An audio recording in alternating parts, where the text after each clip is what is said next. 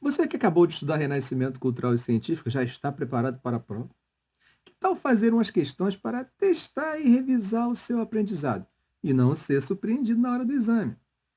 É só ler comigo a questão, dar uma pausa, escolher a alternativa certa e avançar que eu te mostro o gabarito e comento rapidamente a resposta correta.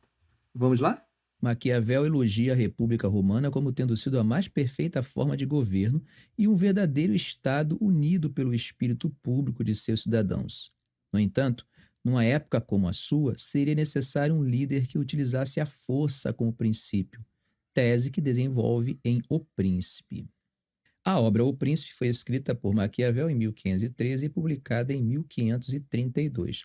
Nela, o pensador florentino, letra A, rejeita a noção de república valorizando o princípio de participação política direta de todos os cidadãos. Letra B, defende a submissão do poder secular ao poder atemporal, reconhecendo a Igreja como o centro da vida política. Letra C, analisa experiências políticas do passado e do presente, propondo um modelo de atuação do governante. Letra D, celebra o princípio da experiência do indivíduo, identificando os conselhos dos anciãos como origem de todo o saber. Letra E, questiona o militarismo da Roma antiga, sugerindo aos governantes abandonar projetos imperiais e expansionistas. E aí, qual você acha que é? Dê uma pausa, leia novamente com calma, só depois você dê play. Eu vou contar de 1 a 5 e vou mostrar a resposta. 1, 2, 3, 4, 5. É a letra C. Maquiavel, homem do seu tempo, viveu na Itália entre 1469 e 1527. Neste contexto, a Itália estava fragmentada politicamente. Passava por muitos problemas, tais como invasões de países vizinhos. Assim, o pensador de Florença, Nicolau Maquiavel, escreveu a obra O Príncipe, defendendo a unificação política da Itália. Observou elementos importantes do passado e presente, deu diversas dicas para o governante obter êxito no campo da política, tais como armas, leis, exército, uso da força, etc. O gabarito é o C. Gente, essa questão é muito fácil. Primeiro que vocês já tinham estudado isso no assunto anterior. Vimos o pensamento de Maquiavel nessa aula, mas era simplesmente interpretar o texto. Não tinha nem que procurar elementos na discussão da aula. Era simples, simples. Interpretação de texto. Isso é muito comum. Vamos à próxima. Leia o texto a seguir e observe a figura do homem vitruviano. Ao longo da vida, cada vez mais, Leonardo da Vinci passou a perceber que a matemática era a chave para transformar suas observações em teorias.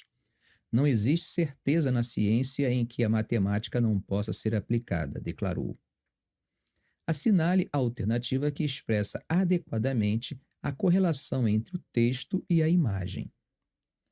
Letra A.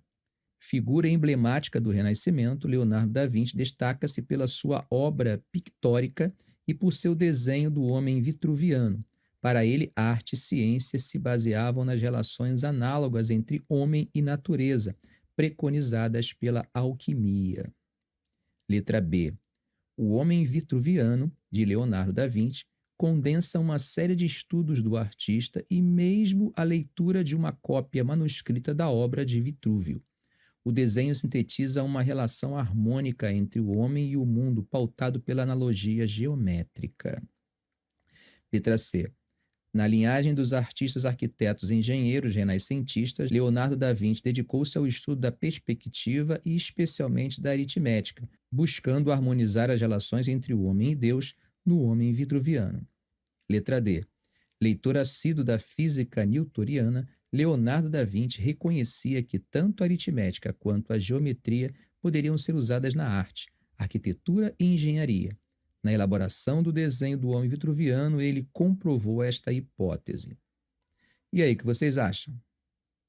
Dá uma pausa, leia com calma antes de passar. Dê a pausa porque agora eu vou mostrar a resposta. Vou contar de 1 a 5.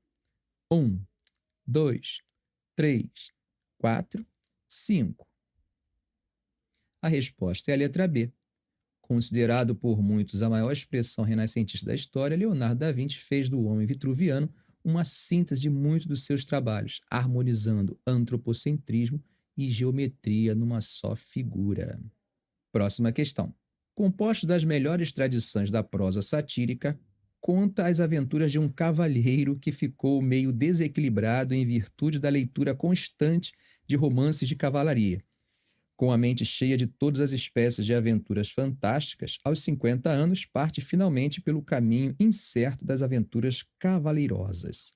Imagina que moinhos de vento são gigantes enfurecidos e rebanhos de ovelhas exércitos de infiéis, cabendo-lhe o dever de desbaratá-los com a espada.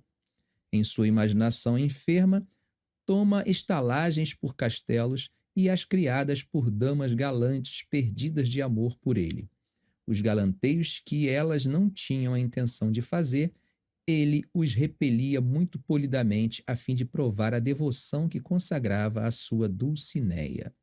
O texto em questão deve ser relacionado a importante autor renascentista e a obra considerada a maior sátira já produzida em todos os tempos. A alternativa correta é: letra A, Miguel de Cervantes, Dom Quixote. Letra B, Lope de Veja, o Cavaleiro de Olmedo. C, Tirso de Molina, Dom Juan. Letra D, Rabelais, Gargantua e Pantagruel. E Molière, o Tartufo. Essa é muito fácil, tinha acabado de falar. Você sabe a resposta, né? Bom, de qualquer maneira, leia com mais calma. Eu vou contar de 1 a 5 e vou mostrar a resposta. 1, 2, 3, 4, 5. Resposta: letra A.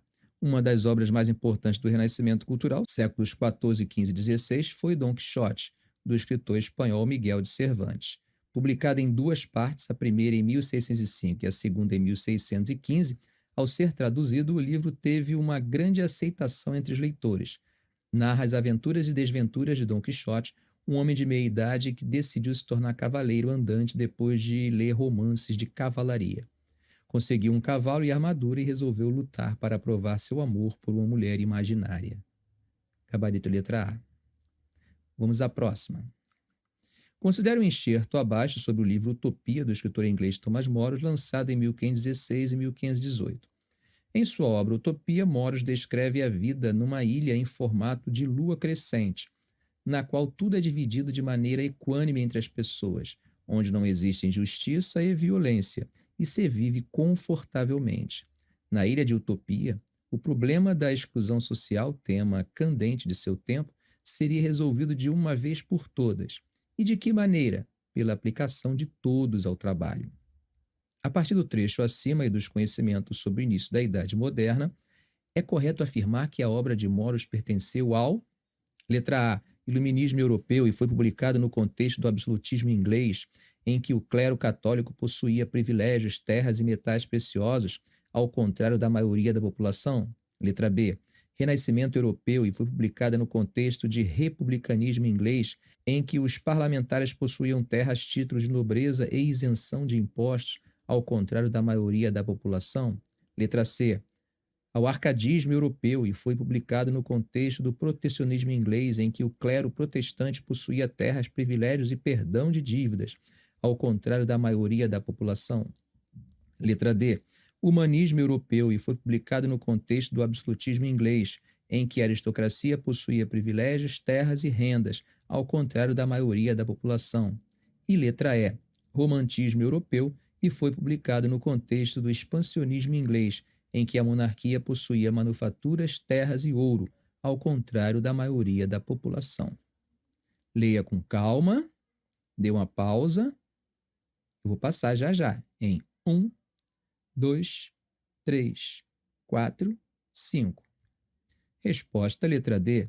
Somente a alternativa D está correta. Thomas Moros, autor da obra Utopia, escreveu dentro do contexto do Renascimento cultural, séculos XIV, XV e XVI, caracterizado pelo humanismo, racionalismo, empirismo, individualismo, hedonismo, etc. O autor idealizou uma sociedade justa e sem violência, no qual as pessoas viviam de maneira confortável, muito diferente da Inglaterra daquela época, caracterizada pelo absolutismo em que a nobreza possuía privilégios, terras e rendas, em detrimento da grande maioria da população que era explorada. E aí, como foi? Foi bem? Se não foi, não desanime, tá? O importante é identificar seus erros, revisar e chegar bem mais seguro no dia da prova. Se você achou que esse vídeo foi útil para você, não saia sem dar um like. Se gostaria de ver mais vídeos como esse, além de dar um like, faça um comentário, compartilhe em suas redes sociais. E é claro, se ainda não for inscrito, inscreva-se no canal e ative o sininho. Ok, gente? Um grande abraço.